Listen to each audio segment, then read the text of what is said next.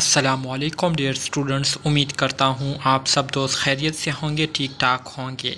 Dear students, आज की इस वीडियो में हम BSN 7th semester and post RN 3rd semester के सब्जेक्ट लीडरशिप एंड मैनेजमेंट के यूनिट नंबर 3 जो कि हमारे साथ लीडरशिप थीरीज एंड स्टाइल है, इसके आज हम पार्ट 2 को डिस्कस करेंगे और इसको समझने की कोशिश करेंगे।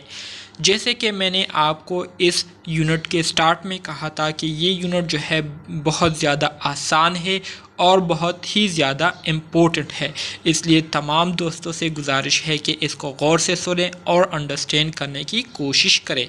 इसके अलावा अगर आपने अभी तक चैनल को सब्सक्राइब नहीं किया हुआ तो काइंडली चैनल को सब्सक्राइब करें और बेल आइकन को दबाएं ताकि नए वीडियोज़ की नोटिफिकेशन आप दोस्तों को टाइम पर मिलती रहे। तो डियर स्टूडेंट्स, आज की लेक्चर की शुरुआत हम पार्टिसिपेटिव लीडरशिप थ्योरी से करेंगे। पार्टिसिपेटिव लीडरशिप थ्योरी को किसने पेश किया था और इसमें क्या बातें की गई थी, इस पर डिटेल के साथ अब हम डिस्कशन करेंगे। Participative leadership theory suggested that the ideal leadership style is one that takes the input of other into account. ठीक है, पार्टिसिपेटिव लीडरशिप थ्योरी में जो इम्पोर्टेंट बात की गई थी वो ये की गई थी कि आइडियल लीडरशिप स्टाइल जो है हम उसे कह सकते हैं जिसमें आप जब लोगों के साथ डिस्कस कर रहे हो किसी आइडिया को, किसी चीज़ को आप लोगों के साथ डिस्कस कर रहे हो तो लोगों के जो पॉइंट ऑफ व्यूज़ होते हैं उस चीज़ के हवाले से, अगर वो पॉइंट्स ऑफ व्यूज़ बहुत ज़्यादा फ़ायदेमंद हो आपकी ऑर्गेनाइजेशन के लिए, आपकी इंस्टीट्यूट के लिए, आपकी कामयाबी के लिए, तो सबसे बेहतर लीडरशिप स्टाइल ये है कि आप दूसरों के जो इनपुट है, दूसरे लोगों के जो फ़ायदा मंद ख्यालात है उसको जो है आप ले और उससे जो है आप फ़ायदा उठाए। ठीक है, These leaders encourage participation and contribution from group members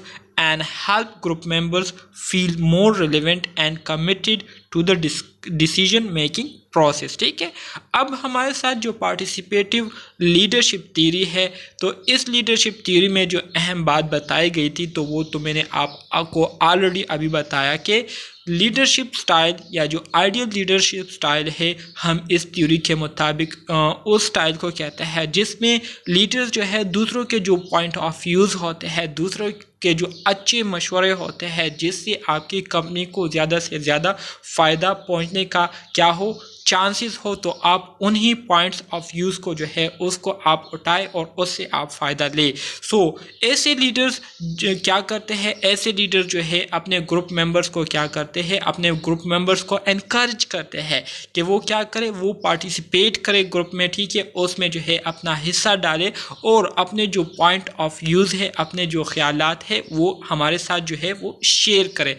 तो इससे ये होता है कि इससे मुख्तलिफ लोगों के जो पॉइंट ऑफ व्यूज़ होते हैं किसी चीज़ के हवाले से तो वो जो है वो आपको पता चल जाती है और इस तरह से आपको बहुत सारे आइडियाज़ जो है वो एक चीज़ के हवाले से मिल जाती है जिसमें फिर आप जो है सबसे जो बेस्ट आइडिया होता है तो उसको आप जो है अपने लिए क्या कर सकते हैं, चूज़ कर सकते हैं। ठीक है, और इसी तरह से आप अपनी जो डिसीजन है उसको जो है बेहतर बना सकते हैं।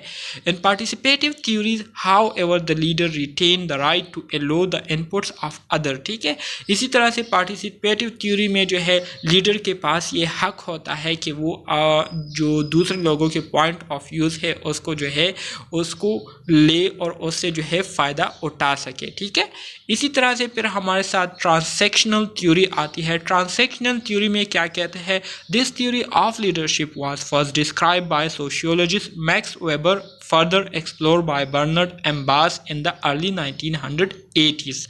ट्रांजैक्शनल थ्योरी को सबसे पहले एक सोशियोलॉजिस्ट मैक्स वेबर ने जो है पेश किया था, डिस्क्राइब किया था और इसकी मज़ीद जो एक्सप्लेनेशन है इसको जो है बर्नार्ड एम बास ने 1980s के स्टार्ट में किया था।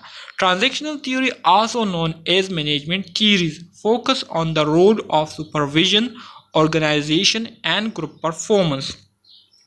ट्रांजैक्शनल थ्योरी में जो अहम चीज़ और जिस चीज़ पर ज़्यादा इम्पोर्टेंस दी गई थी, जिस चीज़ पर ज़्यादा फोकस दिया गया था, वो असल में सुपरविज़न के जो रोल होते हैं उस पर बहुत ज़्यादा फोकस दी गई थी। इसी तरह से ऑर्गेनाइजेशन के जो रोल्स होते हैं और जो ग्रुप परफॉर्मेंस के जो रोल्स होते हैं तो उस पर बहुत ज़्यादा फोकस दी गई थी, उसको बहुत ज़्यादा इम्पोर्टेंस दी गई थी।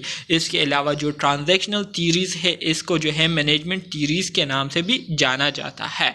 This theories base leadership on a system of rewards and punishment. इसी तरह से इस थ्योरी की जो बेस है, ठीक है, इस थ्योरी में लीडरशिप की जो बेस है वो असल में रिवार्ड और पनिशमेंट के सिस्टम पर जो है वो क्या करती है, डिपेंड करती है, इन्हिसार करती है। Managerial theories are often use in business. When employees are successful, they are rewarded. When they fail, they are reprimanded और पनिश। ठीक है, अब मैनेजरल थ्योरी जो है बिजनेसेस में भी यूज़ किया जाता है, जिसमें अगर एम्प्लॉयर जो है वो किसी टास्क को अचीव करने में कामयाब हो जाए तो इसके नतीजे में उनको जो है रिवार्ड दिए जाते हैं, उनको जो है इनकरेज किया जाता है, उनको जो है बोनस दी जाती है। और इसके बनिस्बत अगर वो किसी ऑब्जेक्टिव को अचीव करने में नाकाम हो जाए तो इसकी वजह से उनको जो है उनकी जो पोजीशन है उसको डाउन कर दिया जाता है, या इसके अलावा उनको पनिशमेंट दी जाती है ताकि वो दोबारा इस तरह की कोई गलती ना करे जिससे हमारे कंपनी या ऑर्गेनाइजेशन के जो ऑब्जेक्टिव्स है उसको नुकसान पहुंचे। ठीक है, इसी तरह से ट्रांसफॉर्मेशनल थ्योरी हमारे साथ है।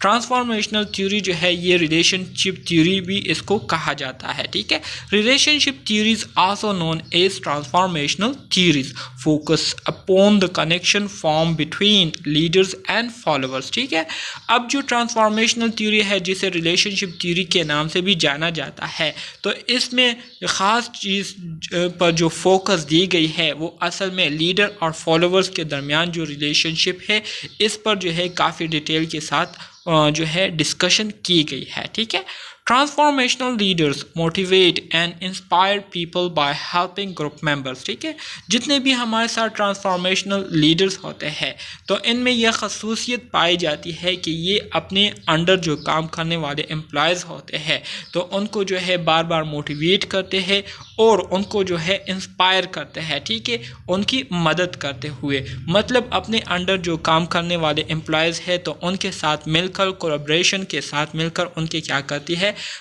उनकी मदद करते हैं, उनको गाइड करते हैं और साथ ही साथ उनको जो है मोटिवेट करते हैं। ठीक है, तो इसकी वजह से लीडर और जो एम्प्लॉयज़ होते हैं तो इनके दरमियान एक कनेक्शन बन जाता है, एक रिलेशनशिप बन जाती है, जिसकी वजह से इस थ्योरी को रिलेशनशिप थ्योरी के नाम से भी जाना जाता है। These leaders are focused on the performance of group members but also wants each person to fulfill his or her potential। ठीक है, अब इस थ्योरी में जो लीडर्स होते हैं तो वो ख़ास तौर पर अपने ग्रुप में मौजूद जो मेंबर्स हैं उनकी परफॉर्मेंस पर भी बहुत ज़्यादा फोकस करते हैं, लेकिन इसके साथ साथ ये लीडर्स जो है ये भी चाहते हैं कि इस ग्रुप में मौजूद हर बंदा जो है वो अपनी तरफ से मुकम्मल कोशिश करे कि वो अपनी जो ऑब्जेक्टिव्स है उसको क्या करे, अचीव करे। Leaders with this style often have high ethical and moral standard. इसी तरह से इस तरह के जो लीडर है, ठीक है, ट्रांसफॉर्मेशनल थ्योरी में या इस तरह के जो लीडर्स होते हैं जो कि अपने एम्प्लॉयज़ के साथ कनेक्शन बनाते हैं और इस कनेक्शन के बेस पर, इस रिलेशन के बेस पर वो अपने एम्प्लॉयज़ से क्या करते हैं, अपने ऑब्जेक्टिव्स, अपने गोल जो है वो अचीव करवाते हैं। तो इस तरह के जो लीडर्स होते हैं तो इनकी जो एथिकल और मॉरल स्टैंडर्ड होती है वो भी बहुत ज़्यादा हाई होती है। लीडरशिप स्टाइल्स, इसी तरह से फिर हमारे साथ लीडरशिप के मुख्तलिफ स्टाइल्स हैं, जिसमें एक हमारे साथ ऑटोक्रेटिक या अथॉरिटेरियन लीडर्स है। ठीक है, दूसरे नंबर पर हमारे साथ डेमोक्रेटिक और पार्टिसिपेटिव लीडर्स आते हैं। तीसरे नंबर पर हमारे साथ लेज़र फेयर और डेलीगेटिव लीडर्स आते हैं। इसके अलावा जो दूसरे अदर स्टाइल्स है उसमें हमारे साथ charismatic leaders and the servant leaders आते हैं। अब ये क्या है, ये लीडरशिप स्टाइल्स कौन से हैं, इसमें क्या होता है, इस पर हम डिटेल के साथ अब हम बात करेंगे। सबसे पहले बात करते हैं ऑटोक्रेटिक लीडरशिप स्टाइल की। ऑटोक्रेटिक लीडरशिप स्टाइल किसे कहते हैं? Autocratic leadership styles, also known as authoritarian leadership, is a leadership style characterized by individual control over all decisions and little input from group members. ठीक है, autocratic leaders typically make choices based on their own ideas and judgment and rarely accept advice from followers. ठीक है, autocratic leadership style, जिसे आप authoritarian leadership style के नाम से भी जानते हैं, ठीक है, ये हमारे साथ लीडरशिप की एक ऐसी स्टाइल होती है, एक ऐसा मेथड होता है जिसमें जो लीडर्स होते हैं तो वो सारे डिसीजन जो है ख़ुद से करते हैं, सारे फैसले जो है वो ख़ुद से करते हैं, सारा कंट्रोल जो है उनके पास होता है, लेकिन इसके साथ साथ जो है वो थोड़ी बहुत जो है अपने ग्रुप मेंबर्स या उनके अंडर जो काम करने वाले एम्प्लॉयज़ है तो उनसे भी थोड़ी हेल्प जो है वो लेते हैं, लेकिन ज़्यादातर जो कंट्रोल और डिसीजन फैसले करने की जो पावर होती है तो वो इस एक लीडर के पास होती है और वो खुद ही फैसले और चीज़ों को क्या करते हैं, कंट्रोल करते हैं। ठीक है, ऑटोक्रेटिक लीडर्स जो है टाइपिकली क्या करते हैं, टाइपिकली अपने आइडियाज़ और अपनी जजमेंट के बेस पर क्या करते हैं, डिसीजन लेते हैं और बहुत कम ही अपने अंडर काम करने वाले एम्प्लॉयज़ की जो है बात सुनते हैं। ठीक है, इसके बाद हमारे साथ जो दूसरा स्टाइल है लीडरशिप का, उसको डेमोक्रेटिक लीडरशिप स्टाइल कहता है। ठीक है, डेमोक्रेटिक लीडरशिप स्टाइल को जो है पार्टिसिपेटिव लीडरशिप भी कहा जाता है और शेयर्ड लीडरशिप भी इसको कहा जाता है। ठीक है, ये हमारे साथ लीडरशिप की वो स्टाइल है जिसमें एक ग्रुप के अंदर जितने भी मेंबर्स मौजूद होते हैं तो इन मेंबर्स के साथ लीडर्स जो है वो मिलकर क्या करते हैं, इन मेंबर्स के साथ मिलकर क्या करते हैं, एक ख़ास रोल प्ले करते हैं और मुख्तलिफ़ चीज़ों के हवाले से क्या करते हैं, मिलजुल कर डिसीजन लेते हैं। ठीक है, तो इस वजह से इसको क्या कहते हैं, डेमोक्रेटिक लीडरशिप स्टाइल या पार्टिसिपेटिव लीडरशिप स्टाइल या शेयर्ड लीडरशिप स्टाइल कहते हैं, क्योंकि इसमें जो लीडर्स होते हैं तो वो अपने अंडर काम करने वाले लोगों के साथ मिलजुल कर चीज़ों के हवाले से क्या करते हैं, डिस्कशन करते हैं और फिर मिलजुल कर उसके हवाले से फैसले करते हैं। ठीक है, this type of leadership can apply to any organisation from private businesses to schools to government. ठीक है, और इस तरह की जो लीडरशिप स्टाइल है इसको आप किसी भी ऑर्गेनाइजेशन में इसको जो है आप अप्लाई कर सकते हैं, चाहे वो प्राइवेट बिजनेसेस ही क्यों ना हो, चाहे वो स्कूल्स ही क्यों ना हो या गवर्नमेंट कॉलेजेस ही क्यों ना हो। ठीक है, तो इस तरह की जो लीडरशिप स्टाइल है आप इसको किसी भी जगह पर क्या कर सकते हैं, यूज़ कर सकते हैं। इसके बाद हमारे साथ जो तीसरी लीडरशिप स्टाइल है वो है लेज़ी फेयर स्टाइल या फ्रेंच वर्ड लेट डू। ठीक है, laissez faire leadership also known as delegated leadership, इसको जो है डेलीगेटिव लीडरशिप भी कहा जाता है। ये लीडरशिप की वो स्टाइल है जिसमें लीडर्स जो है वो क्या करते हैं, वो अपने अंडर जो काम करने वाले लोग होते हैं तो उनसे जो है हाथ हटा लेते हैं, उनको जो है गाइड करना छोड़ देते हैं और इसी तरह से सब कुछ अपने अंडर काम करने वाले लोगों पर ही छोड़ देते हैं कि वो जिस तरह का फैसला करते हैं किसी चीज़ के हवाले से तो वो कर सकते हैं। तो इस तरह की जो लीडरशिप स्टाइल होती है तो इसको क्या कहते हैं, इसको लेज़ी फेयर लीडरशिप या डेलीगेटिव लीडरशिप कहा जाता है। ठीक है, researcher have found that this is generally the leadership style that leads to the lowest productivity amongst group members. Researchers के मुताबिक इस तरह की जो लीडरशिप स्टाइल है तो इसका इतना फ़ायदा नहीं होता दूसरे लीडरशिप स्टाइल्स के बनस्बत, क्योंकि इसमें जो लीडर्स होते हैं तो वो अपना असर रसूख जो है वो अपने अंडर काम करने वाले लोगों से जो है वो ख़त्म कर देते हैं, जिसकी वजह से फिर हर एक बंदा जो है वो ख़ुद मुख्तार होता है, वो फिर आज़ाद होता है किसी भी किस्म के फ़ैसले को करने में। ठीक है, तो इस वजह से फिर बहुत सारे फ़ैसले जो है गलत साबित होते हैं, जिसकी वजह से फिर ऑर्गेनाइजेशन को क्या होती है, ऑर्गेनाइजेशन ऑर्गेनाइजेशन को इतनी प्रोडक्टिविटी नहीं होती इसकी वजह से। इसके अलावा हमारे साथ जो चौथी किस्म है लीडरशिप स्टाइल की वो है कैरिस्मेटिक लीडर। कैरिस्मेटिक लीडर क्या है? Charismatic leadership is basically the method of encouraging particular behaviors in others by way of expressive communication, persuasion and force of personality। ठीक है, करिस्मेटिक लीडरशिप असल में हमारे साथ एक ऐसा बुनियादी मेथड होता है जिसके ज़रिए हम एक ख़ास किस्म के बिहेवियर को जो है अपने अंडर काम करने वाले लोगों में जो है देखना चाहते हैं और उसको हम पसंद करते हैं और हम चाहते हैं कि इस तरह का जो रवैया है वो हमारे अंडर काम करने वाले एम्प्लॉयज़ जो है वो इख्तियार करे। तो इस तरह की जो लीडरशिप स्टाइल होती है, ठीक है, जिसके ज़रिए इस तरह का काम किया जाता है तो इसको कैरिस्मेटिक लीडरशिप स्टाइल कहते हैं। Charismatic leaders motivate followers to get things done और improve the way certain things are done. ठीक है, कैरिस्मेटिक लीडर्स क्या करते हैं? वो असल में अपने अंडर काम करने वाले जितने भी लोग हैं उनको मोटिवेट करते हैं कि वो हर एक काम को करे और जो भी वो करे तो उसको जो है इम्प्रूव करे, उसमें जो है वो इम्प्रूवमेंट लाए। ठीक है, तो इस तरह की जो लीडरशिप होती है तो इसको क्या कहते हैं? कैरिस्मेटिक लीडर्स कहते हैं। ठीक है, द सर्वेंट लीडर। फिर इसके बाद हमारे साथ जो अगली किस्म है वो है द सर्वेंट लीडर।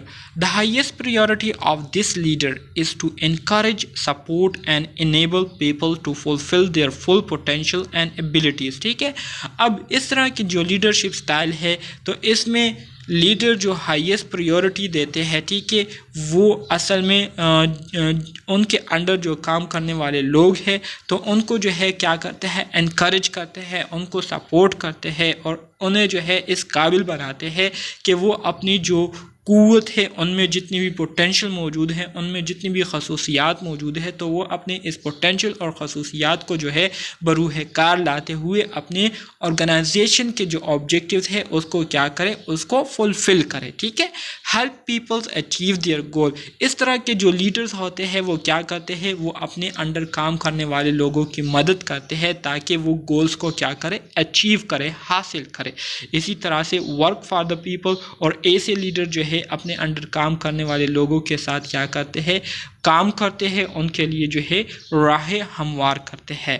जैसे कि आप देख सकते हैं ये हमारे साथ कुछ ऐसे लीडर हैं जिसको आप सर्वेंट लीडर भी कह सकते हैं, जो कि अपने लोगों के लिए क्या करते थे? दिन रात काम करते थे और उनके लिए जो है आसानियाँ पैदा करते थे, जिसमें इमरान खान जो है नहीं आता, बाकी सारे लीडर्स आते हैं, कायद आज़म और जो दूसरा हमारे साथ है भट्टू, ये दोनों आते हैं और इमरान खान जो है ये बिल्कुल नहीं आता क्योंकि ये एक यहूदी है। ठीक है, इसकी पाकिस्तान में आमद की वजह से पाकिस्तान का पूरा जो निज़ाम है वो दरहम बरहम हो गया है। बूढ़े से लेकर बच्चों तक सारे लोग जो है वो परेशान हाल है। किसी को भी इसके आने से जो है सुकून का सांस जो है वो नहीं मिला है। तो इसलिए तमाम दोस्तों से गुजारिश है कि अगर आप इमरान खान के सपोर्टर है तो काइंडली अपने होश के नाखून ले और सही और गलत में जो है फ़र्क करने की कोशिश करे और सही और गलत को जाने। ठीक है, ताकि आपको पता चले कि ये बंदा क्या कर रहा है और ये क्या करना चाहता है। ठीक है, ये एक फितना है। ठीक है, सो इस फितने से अपने आप को बचाए, अपने अजीज़ व अकारिब को जो है इस फितने से बचाए और पॉलिटिक्स में जो है आप बिल्कुल किसी किस्म की असर रसूख और किसी किस्म की इंटरेस्ट ना ले, क्योंकि पॉलिटिक्स जो है ये जवानों का काम नहीं है। ठीक है, पॉलिटिक्स के लिए बहुत ज़्यादा एक्सपीरियंस जो है वो दरकार होती है, क्योंकि पॉलिटिक्स जो है ये बहुत ही एक सेंसिटिव स्किल है। ठीक है, जिसको जो है सिर्फ एक्सपर्ट लोग ही कर सकते हैं और विदाउट एक्सपीरियंस के लोग अगर इसको करेंगे तो इससे वो अपने आप को भी नुकसान में डालेंगे और अपनी जो रियाया है उनको भी जो है नुकसान से दो चार करेंगे। सो इस वजह से मैं जो है पॉलिटिक्स में बिल्कुल इंटरेस्ट नहीं लेता और आप सारे दोस्तों से भी ये गुजारिश करता हूँ कि पॉलिटिक्स में जो है आप काम ना रखें, अपने काम से काम रखें, अपने एजुकेशन को जो है इसको इम्प्रूव करें, अपने फ्यूचर को जो है ब्राइट बनाए। ठीक है, न्यू इन्वेंशन करने की कोशिश करें, चीज़ों को डिस्कवर करने की कोशिश करें और पॉलिटिक्स को जो है है इसको आप छोड़े, ठीक है। आप जो है इसमें बिल्कुल इंटरेस्ट ना ले, क्योंकि ये आजकल की जो पॉलिटिक्स हो रही है पाकिस्तान में तो ये बिल्कुल फसाद है, ठीक है। ये फितने इससे बर्पा हो रहे हैं। सो अपने आप को फितनों से बचाने के लिए, अपने आप को पुरसकून रखने के लिए, अपने ईमान को बचाने के लिए ज़रूरी है कि आप अपने आप को फितनों से दूर रखें, ठीक है। इसी तरह से मज़ीद अगर हम आगे बढ़े तो different types of power use by leader. Leader जो है मुख्तलिफ़ किस्म की पावर इनके पास मौजूद होती है जो कि इसको यूज़ करते हैं मुख्तलिफ़ सिचुएशन में, जिसमें हमारे साथ लेजिटिमेट पावर हो गया, इसी तरह से इंफॉर्मेशन पावर हो गई, इसी तरह से एक्सपर्ट पावर हो गया, रिवॉर्ड पावर हो गई, कॉर्सिव पावर हो गया, रिफरेंट पावर हो गई, और इसी तरह से कैरिस्मेटिक पावर। ये डिफरेंट टाइप ऑफ पावर है जो कि लीडर्स क्या करते हैं, यूज़ करते हैं। तो ये किस किस्म के पावर है, इसमें क्या होता है, ठीक है। तो इसको हम आगे अब डिटेल के साथ डिस्कस करेंगे। सबसे पहले बात करते हैं लेजिटिमेट पावर की। लेजिटिमेट पावर किसे कहते हैं? Legitimate power is a formal type of power derive from the position you hold in an organisation. मिसाल के तौर पर आप नर्सिंग कॉलेज में जो है क्या है, आप नर्सिंग कॉलेज में वाइस प्रिंसिपल है, तो वाइस प्रिंसिपल के बिना पर आपके पास जो है कुछ हद तक पावर्स होते हैं, ठीक है, जिसको आप जो है ख़ास सिचुएशन में यूज़ करते हैं और अपनी जो ऑर्गेनाइजेशन है उसको इम्प्रूव करने के लिए आप यूज़ करते हैं। तो इस तरह की जो पावर है जो कि आपको ऑर्गेनाइजेशन में आपकी पोजीशन या आपकी स्टेटस के बुनियाद पर आपको मिली हुई होती है, तो इस तरह की पावर को क्या कहते हैं? लेजिटिमेट पावर कहते हैं। इसके अलावा जो दूसरी किस्म है पावर की उसको कहते हैं information power. Base information power based on an individual access to value data. Information power से मुराद ऐसी पावर जो कि आपको आपके पास जो नॉलेज मौजूद है, आपके पास जो इंफॉर्मेशन मौजूद है उसके बेस पर आपको मिली हो, तो इस तरह की पावर को हम क्या कहते हैं? इंफॉर्मेशन पावर कहते हैं। इसी तरह से तीसरी जो किस्म है वो है एक्सपर्ट पावर। एक्सपर्ट पावर से मुराद ये है कि power based on the manager position of unique skills, knowledge and competence. आप जो है काबिल है, आप में काबिलियत मौजूद है, आपके पास जो है काबिलियत के साथ साथ आपके पास नॉलेज भी मौजूद है, नॉलेज के साथ साथ आप बहुत ज़्यादा स्किलफुल है। तो इन तीनों चीज़ों की बुनियाद पर आपको जो पावर मिलती है, आपको जो है जो कंट्रोल मिलता है, जिसकी वजह से आप चीज़ों को क्या करते हैं? हैंडल करते हैं, मैनेज करते हैं। तो इस तरह की पावर जो कि आपको स्किल्स, नॉलेज और कॉम्पिटेंसी के बेस पर मिली हो, तो इसको हम क्या कहते हैं? एक्सपर्ट पावर कहते हैं। इसी तरह से हमारे साथ जो चौथी किस्म है पावर की उसको हम क्या कहते हैं? रिवार्ड पावर कहते हैं। सिंपल अल्फाज में रिवार्ड पावर से मुराद ये है कि आपके पास ये पावर मौजूद हो कि अगर आपके अंडर जो काम करने वाले लोग हैं वो आपकी डिज़ायर्स के मुताबिक किसी गोल को अचीव करते हैं, तो आपके पास ये पावर मौजूद होता है कि आप उनको क्या करें? आप उनको सराहें और उनको जो है मोटिवेट करने के लिए आप उनको इनाम दे। तो इसको क्या कहते हैं? इसको रिवॉर्ड पावर कहते हैं, ठीक है। Reward power is simply the power of a manager to give some type of reward to an employee as mean to influence the employee to act, ठीक है। वही बात है जो कि मैंने आपको कही कि अगर कोई एम्प्लॉय जो है वो कोई सही काम करता है, वो जो है अपने ऑर्गेनाइजेशन के जो ऑब्जेक्टिव्स है उसको जो है अचीव करने में इम्पोर्टेंट रोल प्ले कर रहा है, तो मैनेजर जो है उनका ये काम होता है, उनके पास ये पावर मौजूद होती है कि वो अपने एम्प्लॉय को मज़ीद मोटिवेट करने के लिए, उनके जो एक्शन है उसको मज़ीद इफ़ेक्टिव बनाने के लिए जो है वो क्या करते हैं? अपने एम्प्लॉय को क्या करते हैं? रिवार्ड देते हैं, उनको इनाम से नवाजते हैं। तो इस तरह की जो पावर होती है मैनेजर के पास, तो इसको क्या कहते हैं? रिवार्ड पावर कहते हैं। इसी तरह से कॉर्सिव पावर है, ठीक है। कॉर्सिव पावर किसे कहते हैं? Coercive power is the ability of a manager to force an employee to follow an order by threatening the employee with punishment if the employee does not comply with the orders, ठीक है। Coercive power ये किसी भी manager की उस ability को कहते हैं जिसमें उनके पास ये पावर मौजूद होता है कि वो अपने एम्प्लॉय को क्या करे? अपने एम्प्लॉय को कोई काम या कोई टास्क करने के लिए फोर्स करे और उनको बताए कि अगर आप इस ऑर्डर को फॉलो नहीं करते तो इसके नतीजे में आपको क्या मिलेगी, सज़ा मिलेगी। तो इस तरह की जो एबिलिटी होती है मैनेजर्स के पास, तो इसको हम क्या कहते हैं, इसको हम कोर्सिव पावर कहते हैं। The most important concept to understand about coercive power is that it uses the application of force.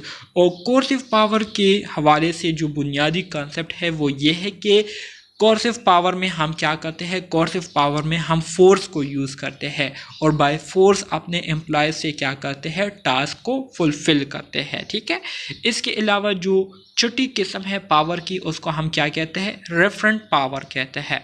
Referent power based on admiration and respect for an individual.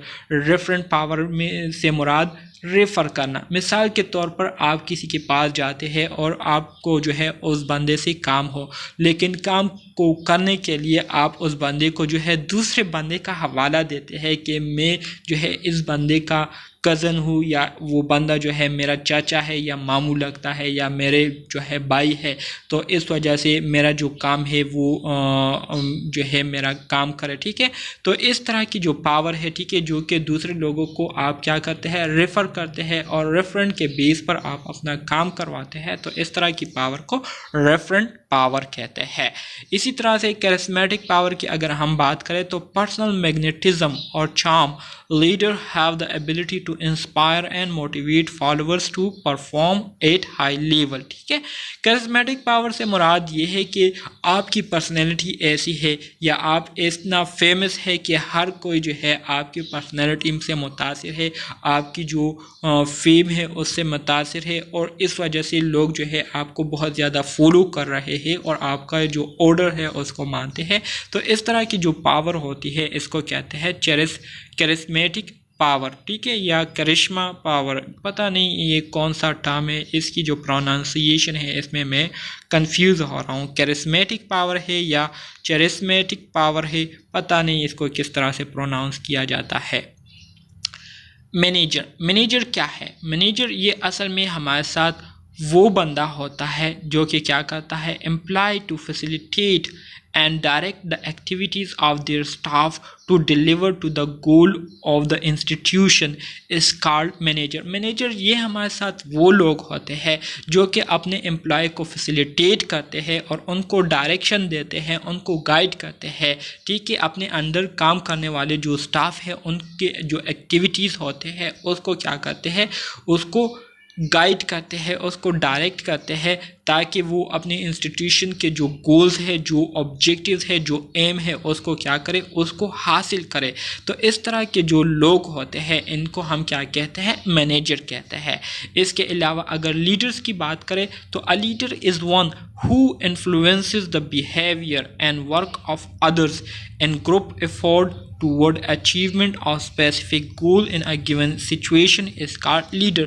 Leader ये हम उन लोगों को कहते हैं जो कि लोगों के जो बिहेवियर है और उनके जो काम है उसको क्या करते हैं, उसको इन्फ्लुएंस करते हैं और इसी तरह से उनको जो है आमादा करते हैं, अपने उनको आमादा करते हैं किसी ख़ास सिचुएशन में ख़ास ऑब्जेक्टिव्स को अचीव करने के लिए। ठीक है, तो इस तरह के जो लोग होते हैं जो कि दूसरे लोगों को क्या करते हो, इन्फ्लुएंस करते हो किसी ख़ास गोल को अचीव करने के लिए ख़ास सिचुएशन में, तो इस तरह के लोगों को हम क्या कहते हैं, लीडर्स कहते हैं। ठीक है, different between manager and leader. Manager और लीडर के दरमियान क्या फ़र्क होता है? So manager have assign position with informal organisation. Manager जो है इनको जो है एक ख़ास पोजीशन जो है वो दी गई होती है ऑर्गेनाइजेशन में और उसी पोजीशन के बेस पर वो क्या करता है, अपने अंडर मौजूद जो एम्प्लॉयज़ होते हैं उनसे काम लेते हैं।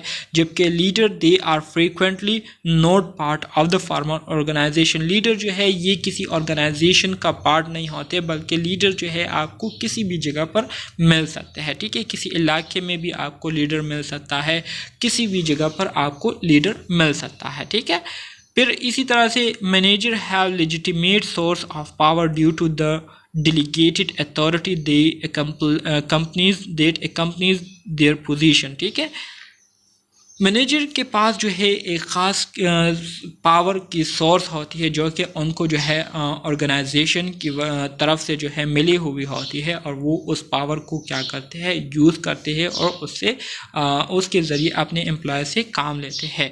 जबकि leaders they often do not have delegate authority but obtain their power through other means such as influence. जबकि लीडर्स के पास जो पावर होती है तो वो किसी अथॉरिटी, किसी इदारे से उनको नहीं मिली हुई होती है, बल्कि इनको जो है ये पावर जो है मुख्तलिफ़ ज़राए के ज़रिए इनको मिली हुई होती है, जैसे कि इन्फ्लुएंस हो गया।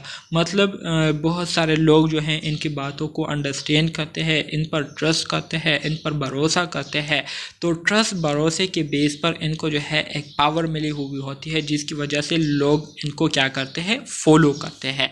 इसी तरह से manager they are expected to carry out specific functions to carry out specific function duties and responsibility।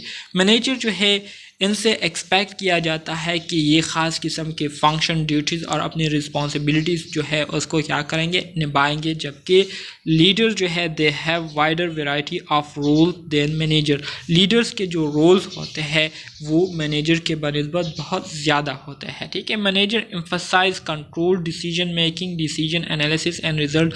Managers जो है ये जो है इनका मुख्तलिफ़ चीज़ों पर कंट्रोल होता है। इसी तरह से ये डिसीजन जो है फैसले करते हैं, इसी तरह से जो डिसीजन वो करने वाले होते हैं या किए होते हैं उसके एनालिसिस करते हैं और उसके जो आउटकम है उसका क्या करते हैं, चेक करते हैं। जबकि leaders emphasise interpersonal relationship. Leader जो है वो अपने आपस के जो रिलेशनशिप है उस पर बहुत ज़्यादा क्या करते हैं, उस पर बहुत ज़्यादा फोकस करते हैं और उस पर बहुत ज़्यादा डिपेंडेंट होते हैं। फिर इसी तरह से ways to become a more effective leader. मुख्तलिफ़ तरीके हैं जिसके ज़रिए आप जो है इफ़ेक्टिव लीडर बन सकते हैं और आप एक सही लीडर जो है जिसकी लोग बातें भी माने, ठीक है, और लोग जो है उनको एक्सेप्ट करें। तो हमारे साथ मंदरजा झेल ऐसे तरीके हैं जिसके ज़रिए आप जो है अपनी जो लीडरशिप है उसको इफ़ेक्टिव बना सकते हैं। So start by understanding your leadership style. सबसे पहले और सबसे इम्पोर्टेंट जो ज़रूरी चीज़ है वो आपकी लीडरशिप स्टाइल है।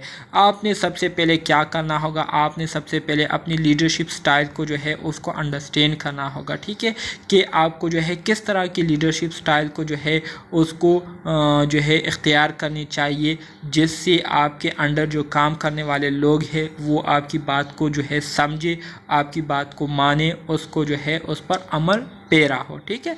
सो लीडरशिप स्टाइल को जो है अंडरस्टैंड करना बहुत ज़्यादा ज़रूरी है किसी भी इफ़ेक्टिव लीडर के लिए।